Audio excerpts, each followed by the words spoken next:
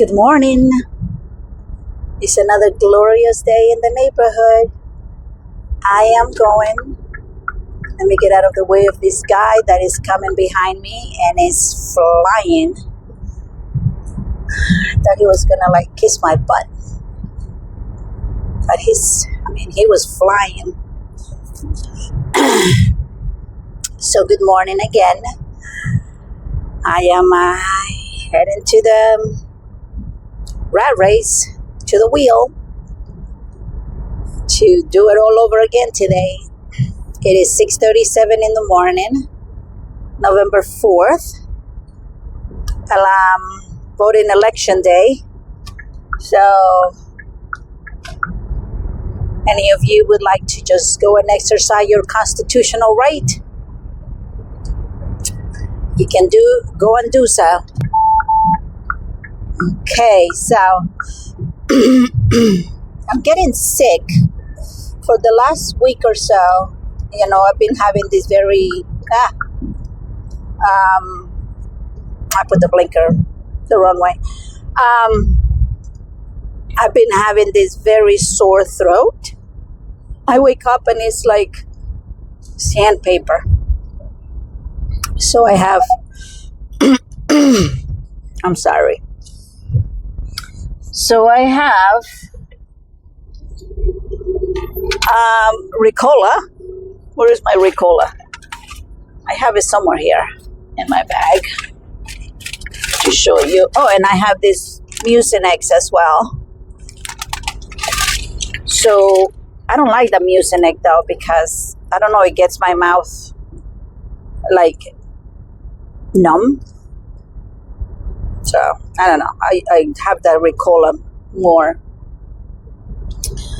But today is going to be a good day. We're going to start with that, thought and that premise. It's going to be a wonderful day. We're going to be busy. And we're going to accomplish a lot. And tonight I have to go to a dinner, an election celebratory dinner at one of my local restaurants. To see, hopefully celebrate that all our candidates won their election. So we'll see what happens there. And I hope pandemic, you know what, I'm not going to go into political stuff here. It's not advisable. So I just hope that the Lord keeps us safe. And the Lord,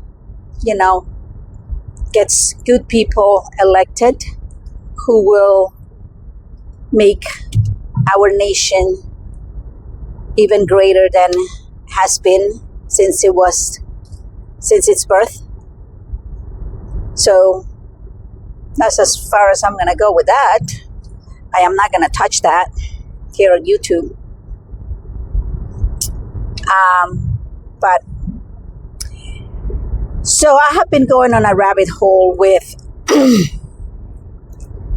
the listening to books about EMPs and which EMP stands from electromagnetic pulse. So I've been listening to books because I listen to books. I don't have time to read. So what I do is I listen when I go to work and when I drive, anywhere I drive.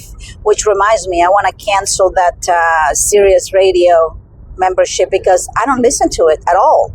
I just listen to books, one after the other one. So why am I paying for a subscription that, I don't listen to? So anyways, so I've been going on a rabbit hole with this and it's just, makes me question my survivor capacity if something like that were to happen. I have a little bit of food in the house to last me maybe a week, but I'm not really prepared to last me 3 months if need be. But yes, I'm going on a rabbit hole. And my mind is all, racing to see what can I do to prepare for a catastrophe.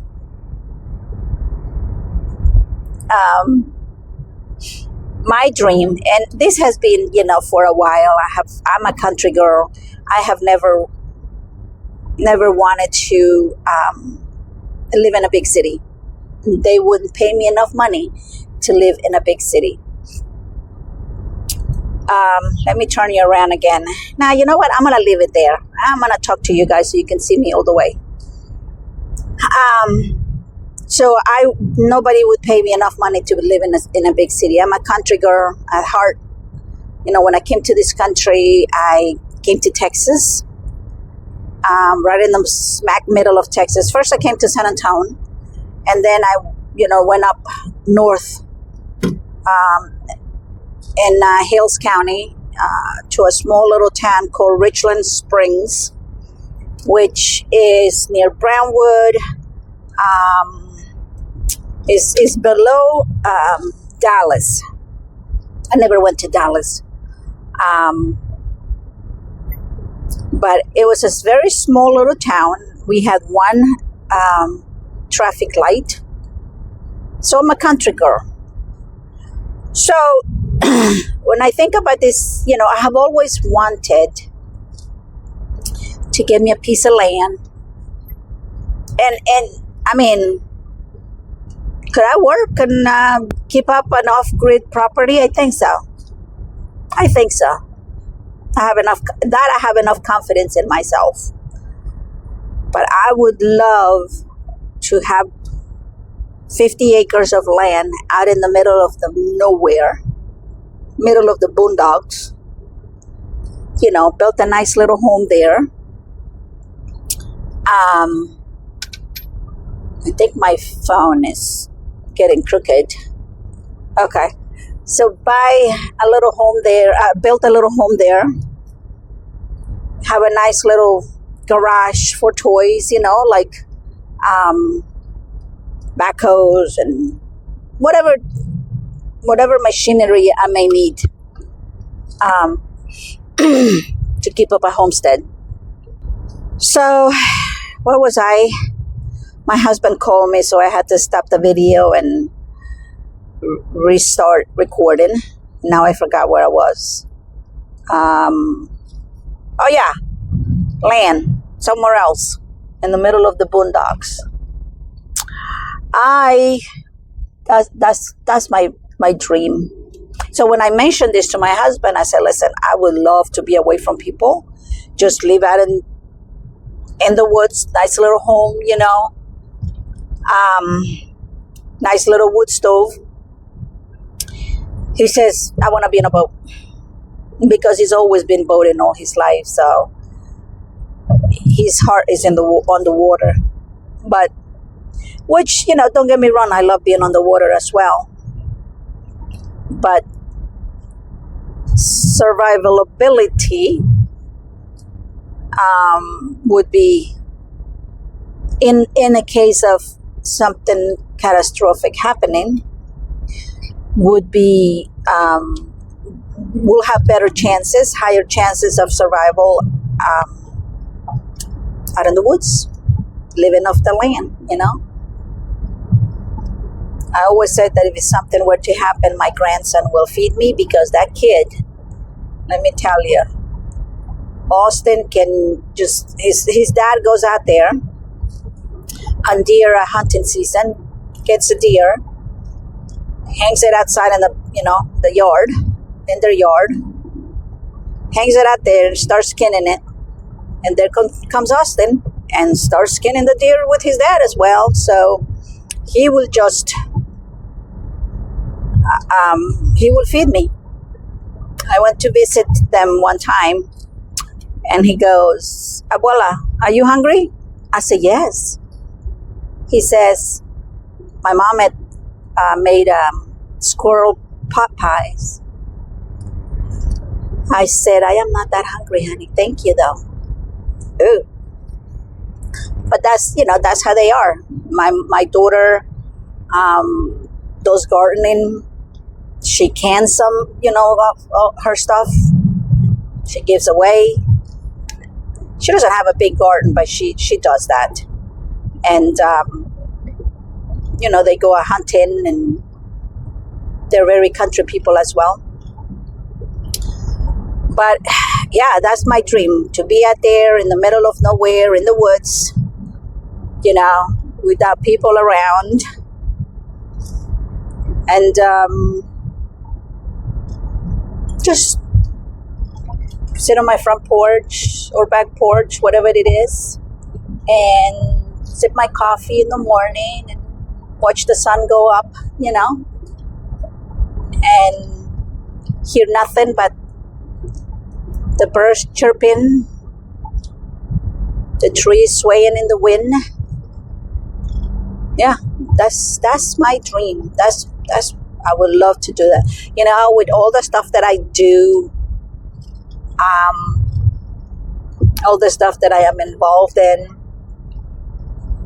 maybe that's why I'm thinking being out in the woods will really stop me on my tracks and do a full stop on this crazy agenda and schedule that I have, and force me to stop and take a deep breath and just not have anything else to do, besides chopping wood, planting a garden, all that hard work